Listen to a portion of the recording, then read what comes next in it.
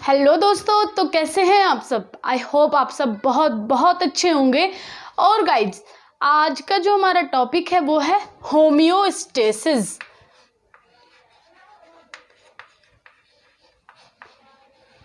Homeostasis.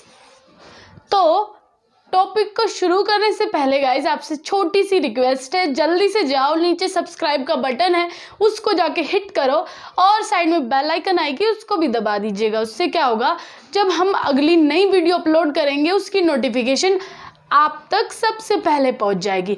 और friends, इससे पहले के जो हम पार्ट है scope of anatomy and physiology complete कर चुके हैं, डेफिनेशन कंप्लीट कर चुके हैं, बेसिक लाइफ प्रोसेस कंप्लीट कर चुके हैं। इससे आगे जो जो टॉपिक है वो हम कंप्लीट कर चुके हैं। ये बी फार्मा फर्स्ट सेमेस्टर का टॉपिक है, HAP सब्जेक्ट से हमने लिया हुआ है फर्स्ट यूनिट से। तो हम यूनिट वाइज सीक्वेंस वाइज पूरी यूनिट कंप्लीट करते हुए चलेंगे और सारे सब्जेक्ट हम लगभग कंप्लीट करेंगे। एनालिसिस पढ़ेंगे, इनऑर्गेनिक पढ़ेंगे, सुटिक्स पढ़ेंगे और HAP तो हम कंप्लीट कर ही रहे हैं। तो गाइज, बिना टाइम वेस्ट करते हुए चलते हैं अपने टॉपिक पर। आज हमारा टॉपिक है होम्योस्टेसिस। सिंपल नाम से ही हम सबसे पहले कोई भी अगर टॉपिक आता है उसके नाम को समझने की कोशिश करते हैं। तो नाम में इसके क्या है, होम्योस्टेसिस। होम्यो ये पूरा 2 वर्ड से मिलकर के बना है। Homeo equals to stasis, stasis. ठीक है, होम्यो का मतलब होता है सेमनेस। सेमनेस। स्टेटिस का मतलब होता है स्टैंडिंग स्टिल। अब इसके नाम का हमने डिफरेंशिएशन कर लिया है, अलग अलग कर लिया है। होम्यो मतलब सेमनेस, स्टेसिस मतलब स्टैंडिंग स्टिल। तो ऐसी कंडीशन जो क्या हो जाए, बिल्कुल एक स्टिल पोजीशन पर रहे। अगर मान लो ये कोई हमारी बॉडी है, इसमें अगर ब्लड टेम्परेचर हम इसमें लेते हैं बीपी अगर घटता है तो ऑटोमेटिकली वो क्या एक नॉर्मल कंडीशन में आ जाएगा। किसकी वजह से, होम्योस्टेसिस की वजह से, होम्योस्टेसिस की वजह से। ठीक है, कैसे, अगर बॉडी का टेम्परेचर कम है तो होम्योस्टेसिस की वजह से ये ऑटोमेटिकली नॉर्मल कंडीशन में आ जाता है। अगर इसका टेम्परेचर बढ़ रहा है तो भी ऑटोमेटिकली एक नॉर्मल कंडीशन में लेकर के आता है। तो ऐसी प्रोसेस को हम होम्योस्टेसिस बोलते हैं। तो इसलिए हमने इसके नाम में ही आपको समझाने की कोशिश की है। सेमनेस मतलब कि जो इसकी कंडीशन पहले थी, स्टैंडिंग स्टिल, हमेशा मतलब वैसी रहेगी। कैसे, अगर बढ़ा तो भी ये नॉर्मल में लाकर वैसी कर देगा, अगर घटा तो भी ये नॉर्मल में ला करके स्टिल कर देगा। तो इसका मतलब यही है कि ये कंडीशन को बिल्कुल स्टिल कर देता है। ठीक है, चलिए अब आ जाते हैं हम इसकी डेफिनेशन लिखने के लिए। डेफिनेशन में क्या है इसके,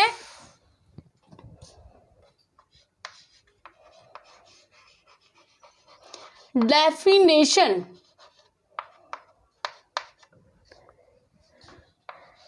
it is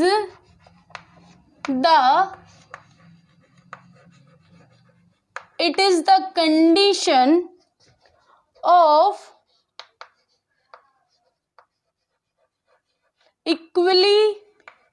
equilibrium. It is the condition of equilibrium in the body, internal और external, internal और external environment, इंटरनल और एक्सटर्नल एनवायरनमेंट। अब इसमें क्या बोला गया है, अगर हमारी बॉडी की कोई भी कंडीशन, ये एक ऐसी कंडीशन है जो क्या करती है, इक्विलिब्रियम कंडीशन करती है। या तो इंटरनल बॉडी में कोई चेंजेस आए या फिर एक्सटर्नल बॉडी में, मतलब कि अगर हमारी बॉडी का बाहरी हिस्से में कोई चेंजेस आते हैं या फिर इंटरनल बॉडी पार्ट में कोई चेंजेस आते हैं, तो होम्योस्टेसिस क्या करता है, उसको इक्विलिब्रियम, इक्वल लाने की कोशिश करता है। उसी प्रोसेस को हम होम्योस्टेसिस बोलते हैं। ठीक है, थोड़ा सा और समझते हैं आगे एग्जाम्पल के। एग्जाम्पल ले लेते हैं हम। एग्जाम्पल में हम लेते हैं ब्लड शुगर लेवल। अब हमारा ब्लड शुगर का हम एग्जाम्पल ले रहे हैं, इसका नॉर्मल कितना होता है, 70 से 110 mg।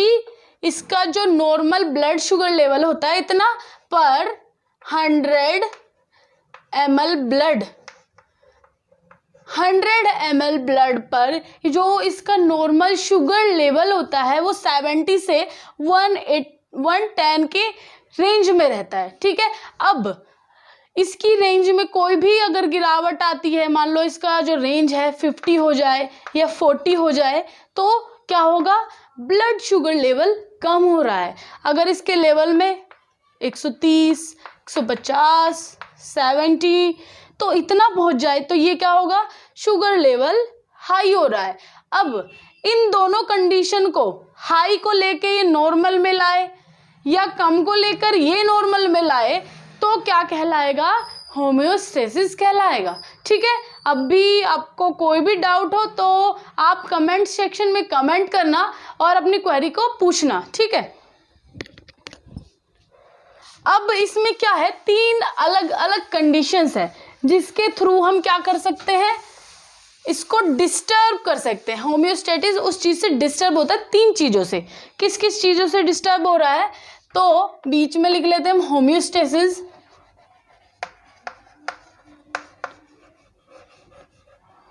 Homeostasis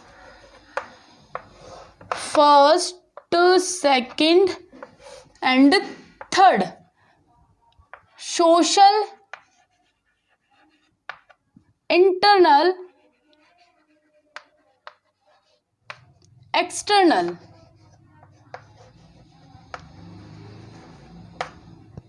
social, internal, external. Social में क्या है,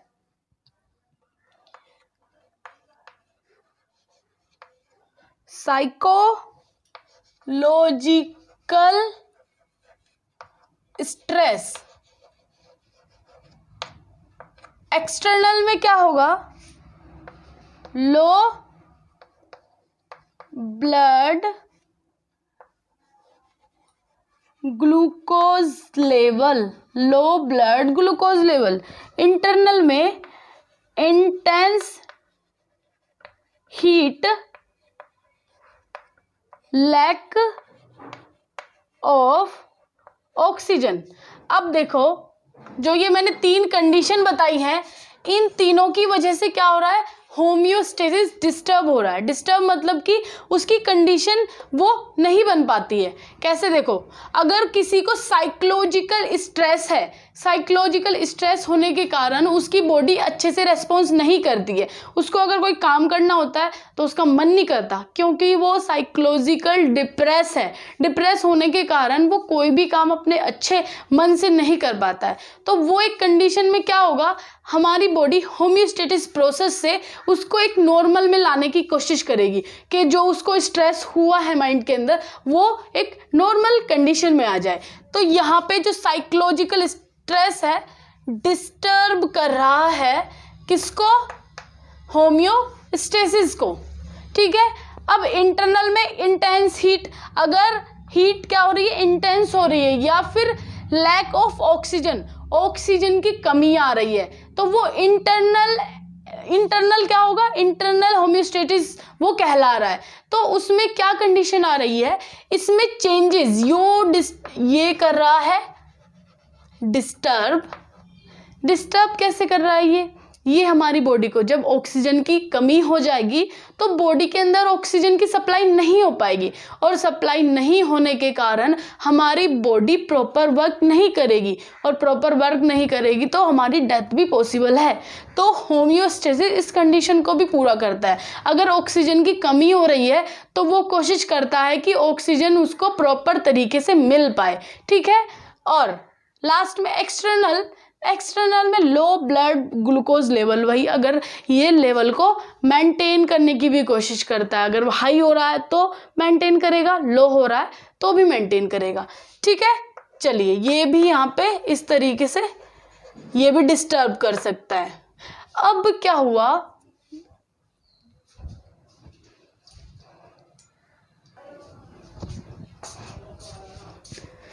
तो गाइज लाइट चली गई थी, उसकी वजह से थोड़ी प्रॉब्लम हो गई थी। अब इसमें मैं क्या बोल रही हूँ, होम्योस्टेसिस को एक सिस्टम कंट्रोल करता है, उस सिस्टम का नाम है फीडबैक सिस्टम, ठीक है। तो अब हम देखते हैं फीडबैक सिस्टम क्या है। अभी तो हमने जाना कि क्या क्या चीज़ होम्योस्टेसिस को डिस्टर्ब कर रही थी। अब हम देखेंगे क्या क्या चीज़ें हैं जो उस फीडबैक सिस्टम के अंदर है जो होम्योस्टेसिस को कंट्रोल करती है। तो feedback system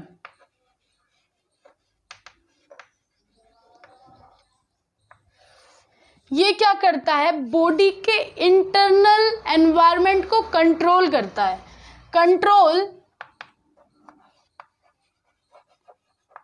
control bodies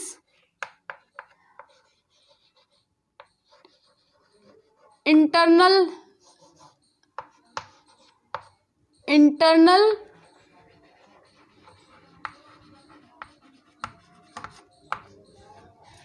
feedback system homeostasis के अंदर बहुत ज़्यादा इंपॉर्टेंट है। इस फीडबैक सिस्टम के थ्रू ही हमारी बॉडी का जो कंट्रोल करने का प्रोसेस है वो होता है। फीडबैक सिस्टम दो टाइप से होते हैं, तो दो टाइप को समझने से पहले हम इसका थोड़ा सा पॉइंट देख लेते हैं कि ये कंडीशन को क्या कर रहा है।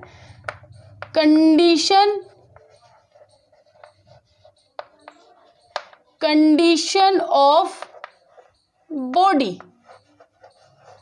अब मान लो सबसे पहले क्या कंडीशन हो रही होगी ये समझिए। अगर मान लो बॉडी का ब्लड का या ब्लड प्रेशर का लेवल हाई हो रहा है तो क्या होगा, सबसे पहले हमारी बॉडी उस चीज़ को डिटेक्ट करेगी कि यहाँ पे मतलब हमारी बॉडी का जो शुगर लेवल है या प्रेशर है वो हाई हो रहा है। अब उसको कंट्रोल करना है तो सबसे पहले वो डिटेक्ट किया जाएगा। डिटेक्ट करने के बाद वो कंट्रोल सेंटर में जाता है। कंट्रोल सेंटर में ये डिसाइड किया जाता है कि ये शुगर लेवल हो या फिर कोई सा भी जो भी बॉडी के अंदर प्रॉब्लम आ रही है उसको डिटेक्ट करने के बाद वो उसको चेक करती है कि इसका लेवल हाई है या लो है। चेक करने के बाद वहाँ से एक आउटपुट जनरेट होता है। इनपुट तो उसने डिटेक्टर से ले लिया कंट्रोल सेंटर ने, अब वो क्या करेगा, उस इनपुट को डिटेक्ट करने के बाद उससे जो भी रेस्पॉन्स निकलेगा उससे एक आउटपुट जनरेट होगा। आउटपुट मिलने के बाद वो किसको देगा, रेस्पॉन्स को। मतलब तुम यहाँ पे जाकर रेस्पॉन्स करो किस तरीके से। अब ब्लड प्रेशर को छोड़ दो, सिंपल में आ जाते हैं। हमें किसी ने क्या कर लिया, एक ऐसे चिमटी काट ली, ठीक है। अब क्या हुआ, हमारी बॉडी को पता चला कि यहाँ पे कुछ ना कुछ सेंसेशन हो रहा है, यहाँ पे पेन हो रहा है।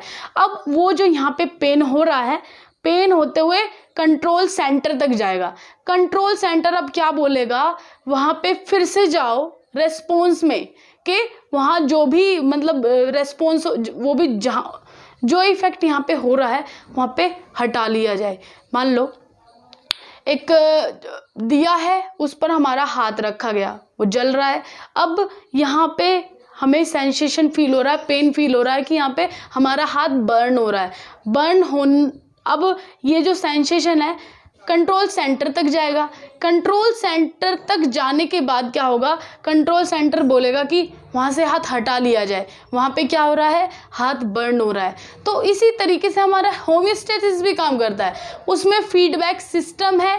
फीडबैक सिस्टम ये काम करता है डिटेक्ट करने का, कंट्रोल सेंटर तक ले जाने का और फिर रेस्पॉन्स का। तो इसमें इस तरीके से रेस्पॉन्स करने के बाद वो एक नॉर्मल कंडीशन में चीज़ों को लेकर के आता है। ठीक है, तो यहाँ पे फीडबैक सिस्टम क्या कर रहा है, कंडीशन ऑफ बॉडी की क्या कंडीशन है, इसमें वो कंडीशन को सबसे पहले मॉनिटर करेगा। जो भी कंडीशन है बॉडी की उसको पहले मॉनिटर किया जाएगा। मॉनिटर करने के बाद इवैल्यूएट मतलब मॉनिटर तो हमने कर लिया, अब उसको होगा वो इवैल्यूएट होगा, उसको देखा जाएगा कि कंडीशन घट रही है, बढ़ रही है, क्या प्रॉब्लम आ रही है उसमें। उसके बाद आ जाता है उसमें चेंज किस तरीके से फिर उसके अंदर चेंजेस आ रहे हैं। बॉडी अगर हमारी रिस्पॉन्स कम कर रही है तो क्या चेंज आएंगे, ज़्यादा कर रही है तो क्या चेंज आएंगे। फिर वो उसको मॉनिटर करने के बाद सारी प्रोसेस होती है। इस फीडबैक सिस्टम के अंदर पूरी प्रोसेस किस तरीके से हो रही है, एक और हम एग्जांपल लेकर के समझते हैं।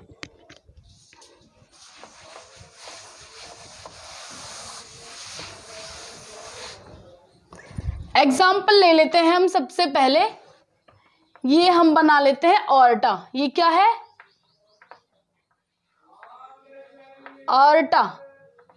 ऑर्टा सबको पता होगा क्या है, इसमें हमारा ऑक्सीजनेटेड ब्लड रहता है। ये हो गया इसके अंदर ब्लड, ठीक है।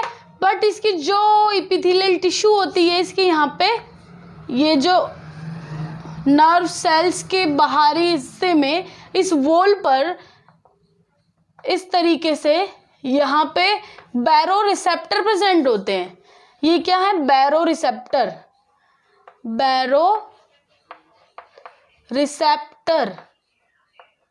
अब ये बैरो रिसेप्टर क्या करेंगे, मान लो हम एग्जांपल लेते हैं, ब्लड शुगर या ब्लड प्रेशर हमारा हाई हो रहा है, तो ब्लड प्रेशर हाई होने के बाद जो ब्लड वेसल्स है वो कॉन्ट्रैक्ट हो रही है।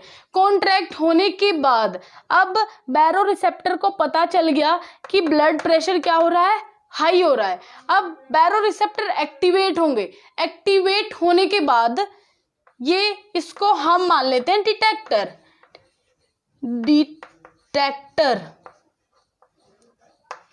अब ये बैरो रिसेप्टर एक्टिवेट होगा, इसको पता चल गया कि ब्लड प्रेशर हाई हो रहा है या लो हो रहा है। अब ये जाएगा किसके पास, ब्रेन के पास।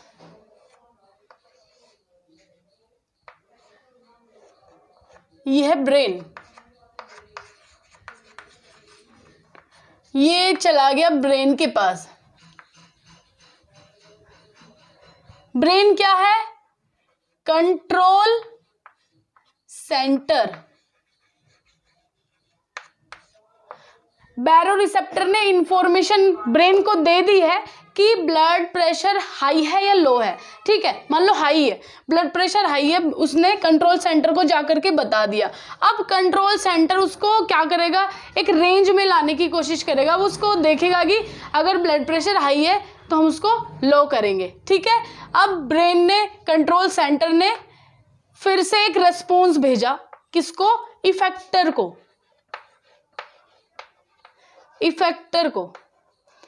इफेक्टर ने रेस्पॉन्स किया और क्या कर दिया, वैसो डायलेशन कर दिया। यहाँ पे क्या हो रहा था, वेसल्स कॉन्ट्रैक्ट हो रही थी, वैसो कॉन्ट्रैक्शन हो रहा था यहाँ पे। तो कंट्रोल सेंटर ने इंफॉर्मेशन दी और रेस्पॉन्स करने के लिए इफेक्टर को बोला, और क्या हो गया, रेस्पॉन्स में आया वेसल्स डायलेट करने के लिए। तो इस तरीके से पूरी मैकेनिज्म काम करती है। होम्योस्टेसिस इन तीन चीज़ों को फॉलो करता है, control centre, detector, control centre, effector.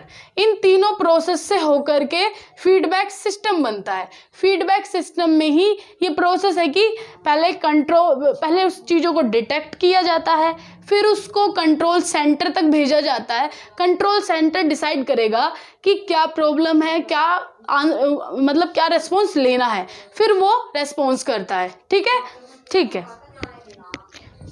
अब हम देखते हैं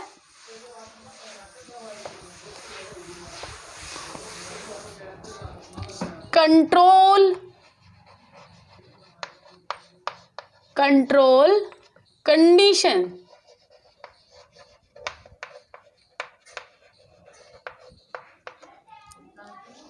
कंट्रोल कंडीशन में क्या है?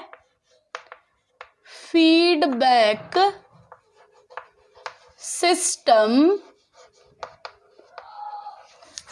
System control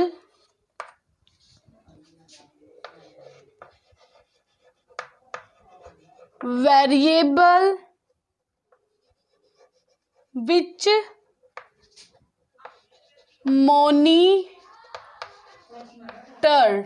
monitor. इसमें एग्जाम्पल है ब्लड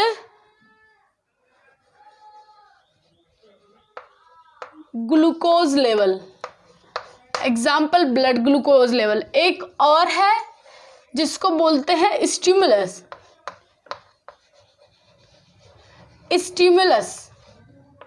स्टिमुलस में क्या है? डिसरप्शन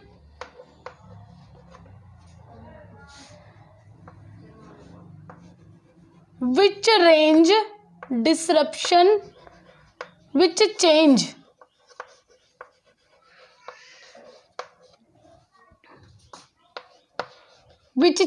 the control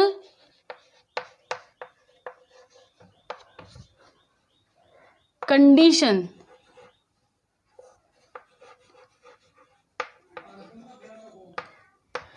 अब इन कंडीशंस को हमें समझना पड़ेगा। कंट्रोल कंडीशन मतलब फीडबैक सिस्टम कंट्रोल।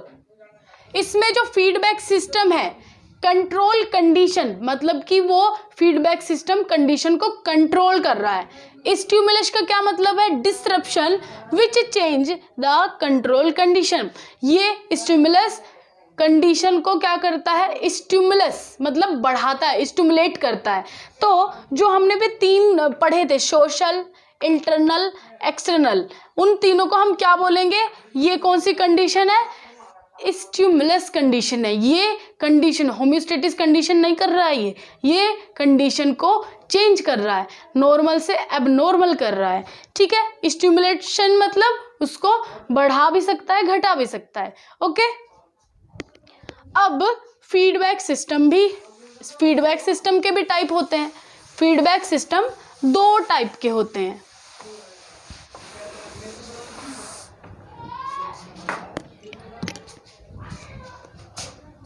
दो टाइप के फीडबैक सिस्टम होते हैं। Negative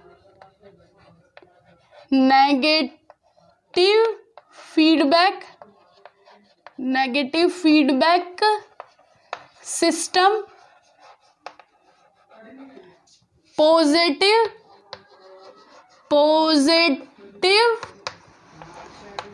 feedback system.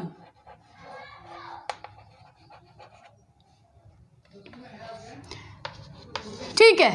तो इन 2 कंडीशंस पर, इन 2 टाइप्स पर फीडबैक बेस होता है। फीडबैक तो 2 टाइप के हैं, नेगेटिव और पॉजिटिव। अब हम थोड़े पॉइंट्स और लिख लेते हैं, फिर देखते हैं नेगेटिव क्या है और पॉजिटिव क्या है।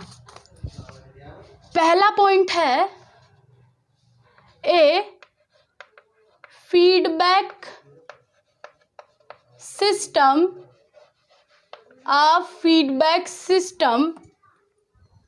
resulting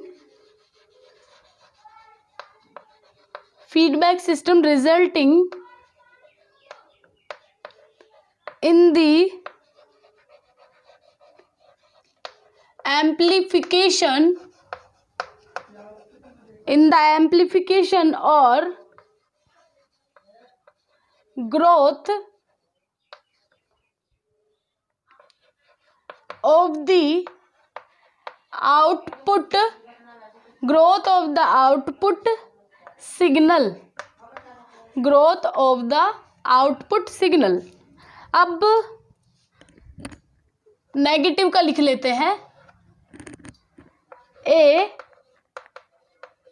feedback system, a feedback system, the inhibition, feedback system, the inhibition or the slowing down of a process। अब देखो ये जो मैंने लिखा है ये उल्टा लिख दिया, ये नेगेटिव का है, नेगेटिव, एंड ये पॉजिटिव। अब इनमें हम क्या कर रहे हैं, दोनों में डिफरेंस कर रहे हैं, दोनों में क्या कर रहे हैं, difference. A feedback system resulting in the amplification of growth of the output signal. अब फीडबैक सिस्टम में दो मैंने बताया, पॉजिटिव और नेगेटिव। पॉजिटिव क्या कर रहा है, ये जो आउटपुट सिग्नल मिलेगा उसके रेस्पॉन्स को बढ़ाता है। कैसे, जैसे मैंने जब बताया आपको कि जो ब्लड प्रेशर है, ब्लड प्रेशर को नेगेटिव सिस्टम नॉर्मल कंडीशन में लेकर के आएगा, बट जो पॉजिटिव फीडबैक सिस्टम है उसके अंदर वो कंडीशन को नॉर्मल में लेकर के नहीं आता, वो कंडीशन को और बढ़ा देता है। तो इसका एग्जाम्पल से हम आपको समझाएंगे। एग्जाम्पल इसका है चाइल्ड बर्थ। इसकी पूरा एग्जाम्पल आपको बोर्ड पे समझाना है। तो इसमें चाइल्ड बर्थ में क्या होता है, सर्विक्स जो होती है वो कॉन्ट्रैक्ट होने लगती है, बट कॉन्ट्रैक्शन के समय में भी ये क्या करता है, उसको और भी ज्यादा कॉन्ट्रैक्ट करवाता है। कॉन्ट्रैक्ट मतलब कि लेबर, चाइल्ड लेबर में कॉन्ट्रैक्शन के टाइम कॉन्ट्रैक्शन इसको कम नहीं करना होता, ये और ज़्यादा कॉन्ट्रैक्शन को बढ़ाता है। बट जो नेगेटिव फीडबैक सिस्टम है, ये जैसे कि ब्लड शुगर लेवल अगर कम हो रहा है तो वो उसको नॉर्मल कंडीशन में लेके आता है, और अगर ब्लड शुगर लेवल ज़्यादा हो रहा है तो उसको फिर से नॉर्मल कंडीशन में लेकर के आता है। तो ये यहाँ पे कंडीशन अलग अलग हो गई, समझो। ये क्या कर रहा है, कंडीशन को बढ़ा रहा है, नॉर्मल कंडीशन में नहीं लेकर के आता है। ये क्या करता है, कंडीशन को या तो कम हो रहा होगा तो भी नॉर्मल में लाएगा, अगर ज़्यादा हो रहा होगा तो भी नॉर्मल में लेकर के आएगा। सेकंड पॉइंट क्या है इसका, सेकंड पॉइंट देखते हैं अब हम। ब्रेक डाउन द होम्योस्टेसिस, और ये क्या करता है, control the condition of homeostasis. अब यहाँ पे देखो, break down the homeostasis. Homeostasis का मतलब होता ही है कि सिचुएशन को नॉर्मल कंडीशन में लेके आना, बट यहाँ पे ब्रेक डाउन क्यों हो गया है होम्योस्टेसिस, क्योंकि यहाँ पे जब ये कॉन्ट्रैक्शन कर रहा था तो कॉन्ट्रैक्शन को बढ़ा रहा है, वो नॉर्मल कंडीशन में नहीं ला रहा। तो और यहाँ पे control the condition of homeostasis, negative feedback सबसे ज़्यादा यूज होता है। तो इसमें क्या रहता है, कंडीशंस नॉर्मल हो जाती हैं, ठीक है। ये अगर बढ़ेगा तो भी नॉर्मल में लाएगा, घटेगा तो भी नॉर्मल में लाएगा। अब हम दोनों के एग्जाम्पल देखते हैं।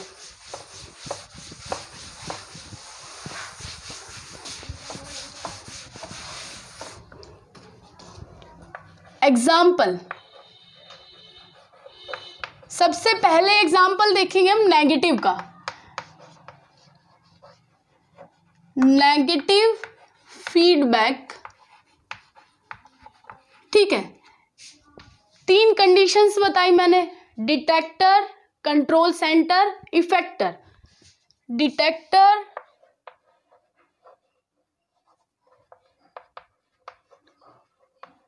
कंट्रोल सेंटर और इफेक्टर। अब क्या हो रहा है, ब्लड प्रेशर हाई हो रहा है। यहाँ पे क्या हो रहा है, ब्लड प्रेशर बॉडी के अंदर हाई हो रहा है। हाई होने पर कंडीशन को सबसे पहले मॉनिटर किया जाएगा। मॉनिटर, ये क्या है, कंडीशन हो गई।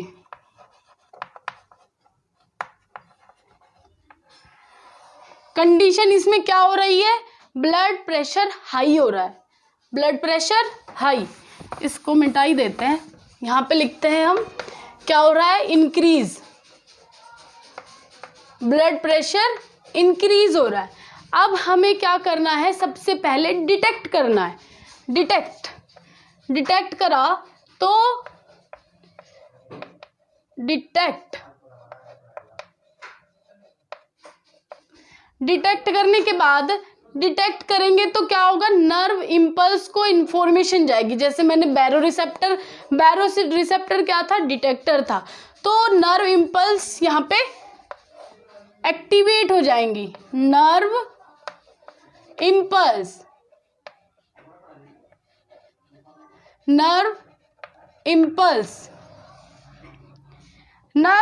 क्या हो रही है, एक्टिवेट हो रही है। एक्टिवेट होंगी तो यहां से एक इनपुट जनरेट होगा।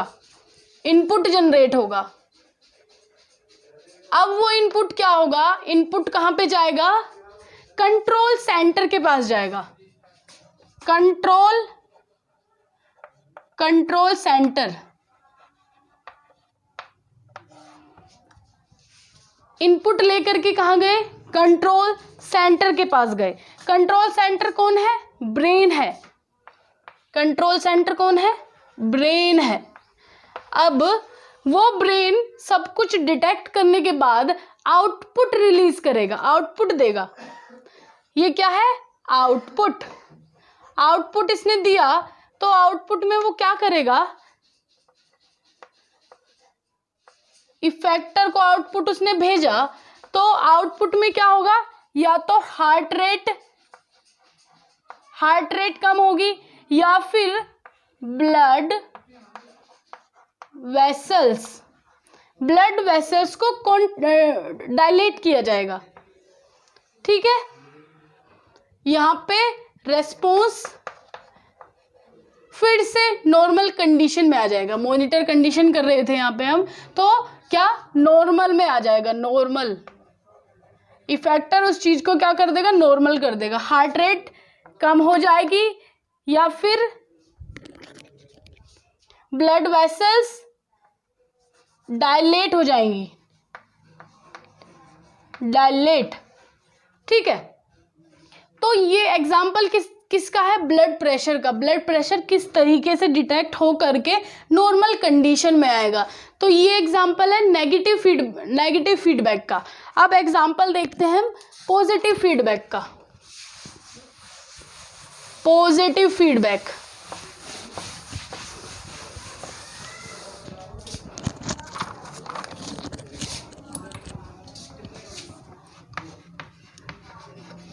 पॉजिटिव फीडबैक, ठीक है। पॉजिटिव फीडबैक में हमने एग्जाम्पल लिया था चाइल्ड बर्थ, तो वो क्या है, चाइल्ड लेबर बोलो, ठीक है। अब इसमें क्या हो रहा है, कॉन्ट्रैक्शन हो रहा है, कॉन्ट्रैक्शन किस तरीके से, सबसे पहले यूट्रस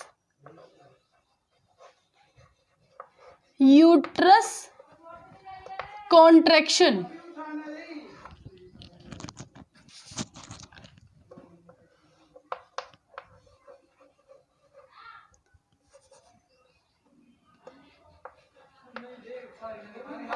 यूट्रस कॉन्ट्रैक्शन क्या हो रहा है, इंक्रीज हो रहा है। इसमें पॉजिटिव में नॉर्मल नहीं आती कंडीशन, वो कॉन्ट्रैक्शन को और भी ज्यादा बढ़ा रहा है, ठीक है। तो किस तरीके से बढ़ा रहा है, सबसे पहले मॉनिटर हो गई चीजें, क्या, कंट्रोल्ड कंडीशन, कंट्रोल कंडीशन में क्या है, स्ट्रेचिंग ऑफ द कर्वेक्स,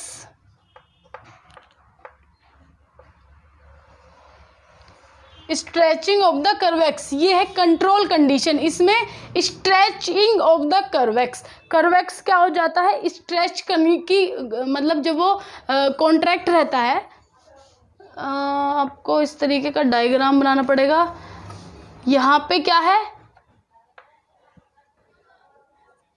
ये होती है कर्वेक्स, ठीक है। यहाँ पे बेबी की ग्रोथ होती है।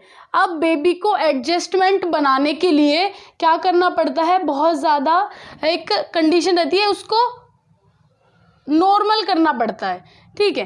तो यहाँ पे जो बोल सकते हैं कि कॉन्ट्रैक्शन की कंडीशन आ रही, वो एक एडजस्टमेंट बनाने की कोशिश कर रहा है। अब यहाँ पे हम उसको क्या करेंगे, एडजस्टमेंट करवाने की कोशिश करेंगे। तो यहाँ पे डिटेक्ट फिर से होगी चीज़ें, डिटेक्ट होने के बाद क्या होगा, डिटेक्टर, डिटेक्टर के पास पूरी इंफॉर्मेशन जाएगी। तो stretch sensitive nerve cell in the cervix, जो यहाँ पे नर्व सेल्स प्रेजेंट होगी उसके पास इंफॉर्मेशन जाएगी, कर्वेक्स के जो नर्व सेल्स होंगी उनके पास इंफॉर्मेशन जाएगी। ये नर्व सेल्स है, इंफॉर्मेशन गई। अब ये इंफॉर्मेशन से इनपुट जनरेट होगा, इनपुट जनरेट हुआ, इनपुट कहाँ आएगा, कंट्रोल सेंटर के पास, कंट्रोल सेंटर के पास। कंट्रोल सेंटर कौन है, ब्रेन है। अब ब्रेन उसको फिर से आउटपुट भेजेगा, आउटपुट में वो भेजेगा, आउटपुट में ऑक्सीटोसिन हार्मोन होता है, ऑक्सीटोसिन हार्मोन होता है, उसको वो क्या, ऑक्सीटोसिन हार्मोन भेजने के बाद क्या करेगा, ये आउटपुट इफेक्टर को आउटपुट ये भेज रहा है। तो ऑक्सीटोसिन और ज़्यादा कॉन्ट्रैक्शन का काम करता है। तो यहाँ पे जो इफेक्टर है ऑक्सीटोसिन वापस ले लेगा, तो इसमें क्या होगा, मसल्स इन द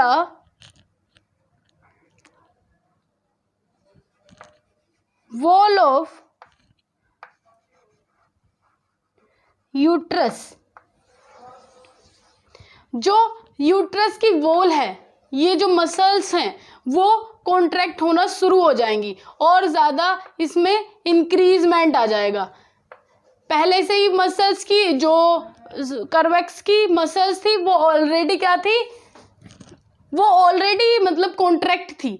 अब ऑक्सीटोसिन रिलीज होने के बाद वो और ज़्यादा कॉन्ट्रैक्ट हो जाएंगी। तो और ज़्यादा कॉन्ट्रैक्ट होने की वजह से बेबी यहाँ पे अपनी पोजीशन, जो उसको अपनी मतलब बॉडी के हिसाब से शेप लेनी थी, वो यहाँ पे अपनी जगह बना लेगा, ठीक है।